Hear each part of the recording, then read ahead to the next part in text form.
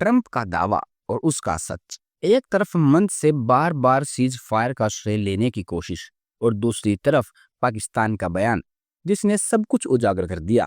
भारत ने शुरुआत से ही स्पष्ट किया था, यह केवल द्विपक्षीय मसला है, किसी तीसरे देश की कोई भूमिका स्वीकार नहीं होगी। भारत अपनी स्थिति पर दृढ़ रहा, जबकि ट्रंप बेचैन नजर आई। पाकिस्तान के विदेश मंत्री इसहाक डार ने स्वीकार किया, पाकिस्तान ने कई बार बातचीत की पहल की, हमने तीसरे पक्ष की मध्यस्थता से आपत्ति नहीं, लेकिन भारत साफ कर चुका है कि यह द्विपक्षीय मुद्दा है। यानी ट्रंप का पूरा दावा वहीं धराशायी हो गया।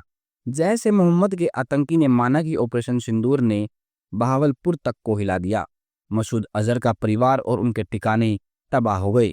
यानी भारत की कार्रवाई इतनी गहरी थी कि आतंकवाद भी चुप न रह सकी। भारत की कठोर स्थिति से ट्रंप लगातार खिंचते रहे हैं।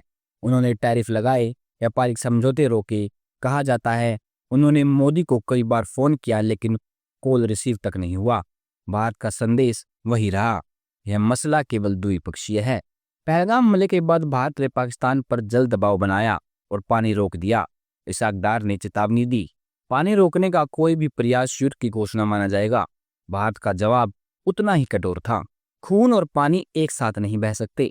इसहाक डार ने कहा, देश की परमाणु शक्ति पूरी तरह रक्षात्मक है, इसका प्रयोग करने का कोई इरादा नहीं, लेकिन यदि संप्रभुता और हमला हुआ तो हम अपनी रक्षा करेंगे। आतंकवाद को पनाह देने वाला पाकिस्तान अब उसके अंत की बातें कर रहा है। इसहाक डार बोले, हम अपनी धरती से आतंकवाद का सफाया करेंगे, लेकिन सच यह है कि पाकिस्तान की जमीन आज भी आतंकियों को सुरक्षित ठिकाना देती है।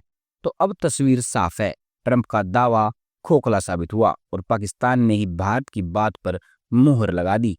लेकिन असली सवाल यही है, क्या पाकिस्तान सचमुच आतंकवाद से लड़ना चाहता है या सिर्फ बयानबाजी तक ही सीमित है? यह कहानी सिर्फ कूटनीति की नहीं है, बल्कि सच और दिखावे की टकराहट की है। अब आपकी बारी, क्या आपको लगता है कि ट्रंप सच जानते हुए भी दावा कर रहे थे या सिर्फ राजनीति खेल खेल रहे थे?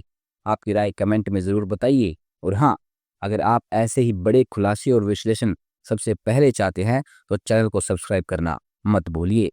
धन्यवाद।